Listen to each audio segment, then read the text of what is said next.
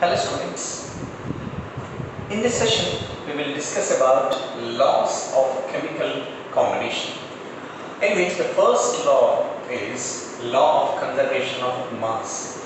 According to this, mass of the system gets conserved, means the total mass of the reactants that are combining to give a product is always same as total mass of the products formed. See, suppose carbon plus oxygen giving rise to carbon dioxide.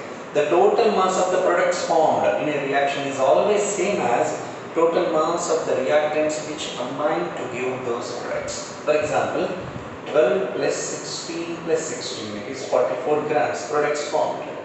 Here, what is the mass of the substance reactants that are combining? 12 plus 32, it is 44. So, throughout the system, the mass gets conserved. This is what called as law of conservation of mass, according to which the total mass of the products formed is always same as total mass of the all reactants which combine to give products. Means mass can neither be created nor be destroyed, but can be transformed from one form to another form. That's it. This is about law of conservation of mass. Now we have another law called as law of definite proportions. Law of definite proportions, or also called as law of constant proportions. Law of constant proportions, according to which when a substance is formed, irrespective of its method of formation, it contains the constituent elements in fixed mass ratio. Okay, so suppose you take carbon dioxide formation, CaCO3 on decomposition giving CaO plus CO2. Carbon dioxide is generated in this method. It contains carbon and oxygen in 12:32 mass ratio. Carbon and oxygen in 12:32 mass ratio. Similarly, graphite plus oxygen giving rise to carbon dioxide. Even CO2 generated in this method also contains 12:32 grams of carbon and oxygen. Suppose CO plus half O2 gives rise to CO2, right? Even in this also, that CO2 generated in this method also contains carbon and oxygen in 12:32 grams ratio. In this way, irrespective of the method of preparation, a given substance always contains its constituent elements in fixed mass ratio, in their fixed mass ratio. So, this is about law of definite proportions or constant proportions. Now, let us see a small numerical on this. So, this is an example from law of chemical combination. See, 1.8 grams of a metal reacted with oxygen to give 3 grams of its oxide. 1.8 grams of a metal reacted with oxygen to give 3 grams of its oxide. So, let us take case 1. Metal combined with oxygen, totally 3 grams. Out of these 3 grams, 1.8 grams is comprising of a metal. Then what is that of oxygen? 1.8. So, mass of metal is to mass of oxygen ratio is 1.8 is to 1.2. That is 1.5 times. It is cancelled by 1.5 times. Mass ratio of metal and oxygen present in this oxide is 1.5. Now, let us take case 2, in which metal oxide is formed by the combination of 1.5 grams of metal with some mass to give 2.5 grams of metal oxide. So, out of total 2.5, metal is of 1.5 gram, then oxygen is of 1 gram. Then mass of metal is to mass of oxygen ratio will be 1.5 is to 1. Again, 1.5 only. So, irrespective of the method of preparation and reaction conditions, a given substance always contains its constituent elements in fixed mass ratio. Right? This is about an example that illustrates law of definite proportion or fixed proportion or constant proportion. This is law of multiple proportions. According to this, when 2 or more substances react, or when 2 or more elements combine with one another, they can do so in more than one ratio of their mass. When two or more elements combine, they can do so in more than one ratio of their masses. When two or more substances or elements combine, they can do so in more than one ratio of their mass. More than one ratio of their mass. Means, suppose if you are considering carbon and oxygen element, when carbon and oxygen combine with one another, they may give carbon dioxide.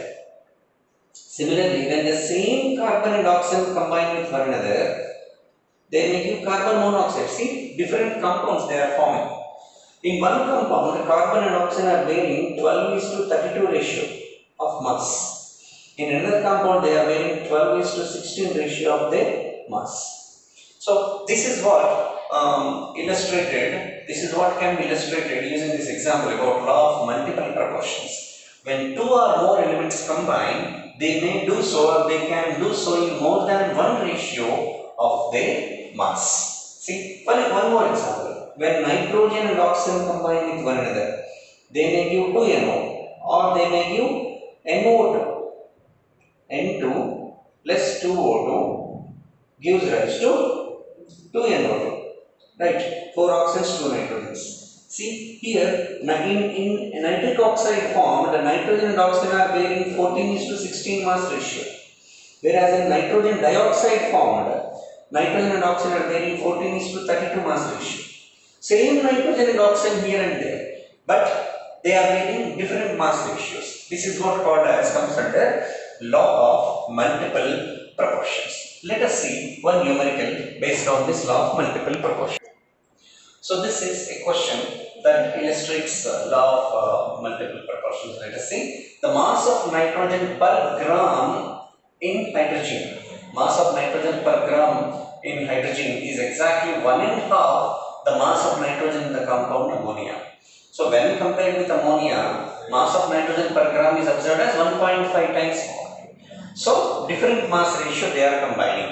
So this comes under law of multiple proportion. Right. Now let us discuss about law of combining volumes. See, this is about Gay-Lussac's law of combining volumes, according to which gases always combine in simple whole number ratio of their volumes. Whenever two or more gases combine to give some product, they always combine in simple whole number ratio of their volumes under similar conditions of temperature and pressure. Means, suppose you take H2 reacting with Cl2 to give to HCl. They always combine in 1:1 ratio of their volumes. They always combine in simple whole number ratio of their volumes. In case if products are also gases, the simple whole number ratios also extends to products. Suppose gas A plus gas B giving rise to C plus D. 2C plus D, 3A plus B gives rise to 2C plus D. So A and B are combining in their 3:1 ratio of their volumes, whereas the products formed are also in 2:1 ratio of their volumes. 2 volumes of C is formed along with 1 volume of D. This was given by Gay and Lussac. Gay-Lussac's law of combining volumes. Even based on this also, conceptual questions are possible for competitive exams like JEE and NEET. Now let us discuss the next law of chemical combination. This is about Avogadro's law. According to this Avogadro's law, equal volumes of gases contains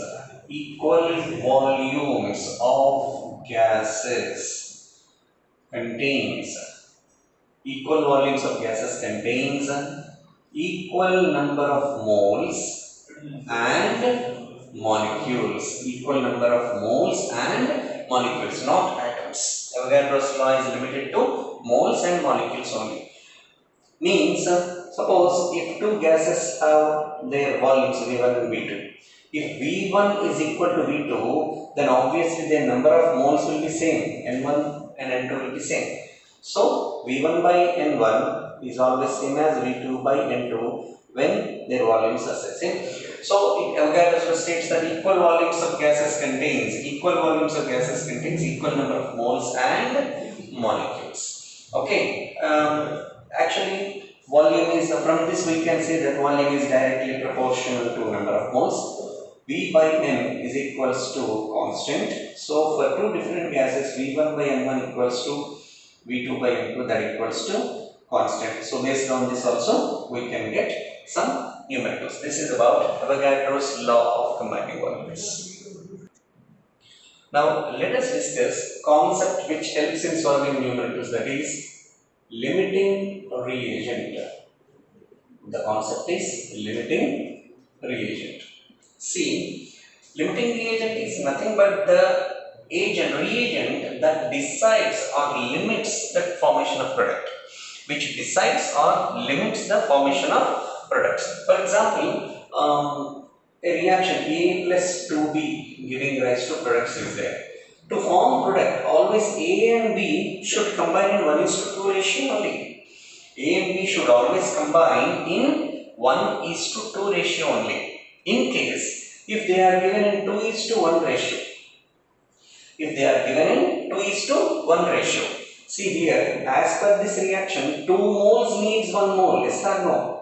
Then 1 mole needs only half moles. 1 mole needs only half mole. So number of moles reacting out of this will be 1 of 1 will react, and out of 2 moles given, only 0.5 moles reacts as per this condition. Only 0.5 moles will react with 1 mole of this. So number of moles left unreacted is 1.5 here and 0 here. So which is completely consumed in this calculation part? B is completely used up. That's why with respect to B, we can predict the product.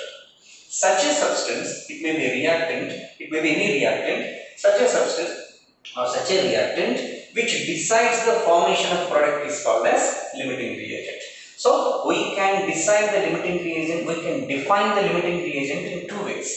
One is the one that gets consumed completely. What's meant by limiting reagent? The one that gets completely consumed in a process is called as limiting reagent. What's the definition of limiting reagent? The one that gets completely consumed in a chemical process is called as limiting reagent. Another definition is also possible. How can you say that it gets completely consumed? Means other one is not getting consumed completely, because other one is taken in excess. This is taken in excess means with respect to this compound which is taken in excess, the limiting reagent is taken in less than the required quantity, right? So that is another definition we can give for a limiting reagent. The one which is taken in less than the required quantity. Limiting reagent is the one that is taken in less than the required quantity. Let us apply this once again. Actually, number of moles required is 1 needs 2 moles. 1 mole of A needs 2 moles. But here it is taken as 2:1 ratio, isn't it? Here it is taken as 2:1 ratio. When 1 mole needs 2 moles, 2 mole needs 4 moles actually, right? But is taken 1, means less than 4 it is taken. It is taken in less than 4. In that way, when 4 is required but is taken in less than 4, this is said to be limiting reagent. What's the other definition? The one which is taken in less than the required quantity is also called as limiting reagent. Once again I am repeating, every 1 mole needs 2 moles, then 2 needs actually 4 moles. But how many are taken? Only 1 mole. Right? As only 1 mole is taken, it is said to be taken less than the required quantity. So it is the limiting reagent. So there are 2 definitions for limiting reagent. What are the definitions? The one that gets completely consumed, or the one which is taken in less than the required quantity. So this is the definition of limiting reagent. Let us discuss one numerical from this.